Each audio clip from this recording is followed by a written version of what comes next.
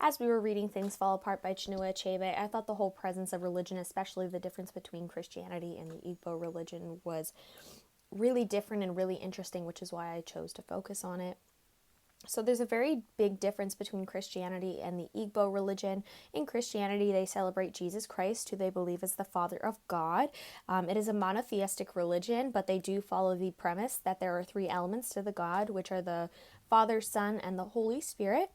And they also have a large presence of missionaries who were very big in the development of imperialism and colonization in Africa particularly. And then there's the Igbo religion, who has the focus that there's one creator whose name is Chukwu, but they are a polytheistic religion, and as we know, they do believe that there are multiple other gods, and they do worship and celebrate these gods. The Igbo religion also has a very defined importance on the combination of family religion and not one and the other as separate. The first quote I chose was, "He felt a relief within as the hymn poured into his parched soul." This was a quote about Nwoye and his choice to follow Christianity and just the switch he felt going from his native religion changing over to this new foreign one. So the Igbo religion in Africa, it began as native religion as most parts of Africa had, and then Christianity began traveling in from England, and they began changing natives from their native religion to Christianity or other religions such as Islam through the appearance of missionaries.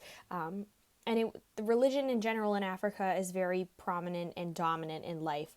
There are many different cultures that are polytheistic versus monotheistic, and it just varies by group. There is a large celebration of gods both in that polytheistic viewpoint and that monotheistic viewpoint, and there's a very big part of the religion that is focused on celebrations and, again, the emphasis on family. For example, Christmas is one of the most predominant holidays in just the Igbo religion themselves because it's a time for them to come together as a family. And then we see the appearance of missionaries and imperialism and colonization as Christianity begins traveling down from England, and a lot of native people felt that this took away their pride, traditions, and cultures. The second quote I chose was, "The white man is very clever. He came quietly and peaceably with his religion. We were amused at his foolishness and allowed him to stay." And this was just the belief of the people in Umuofia as they saw these missionaries coming in and taking over.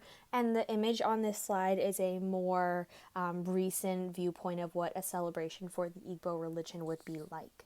Finally, I want to touch on the Igwugwu. As we know, the Igwugwu were a very big part of the Igbo religion. They are known as quote-unquote ancestral spirits, but as we know, they are just costume men of high power. They were used for judgments, whether it be trivial or major discrepancies, as we saw the man who abused his wife wanting her back versus other large things. For example, something like if a Konkwo committed another crime, women were usually forbidden from these ceremonies, as Igwugwu was a ceremony in itself for these judgments, which showed that it was a very misogynistic practice and also religion. And they were used because they believed that it prevented corruption and was a more effective process. And so, as we know, this was a very sacred event.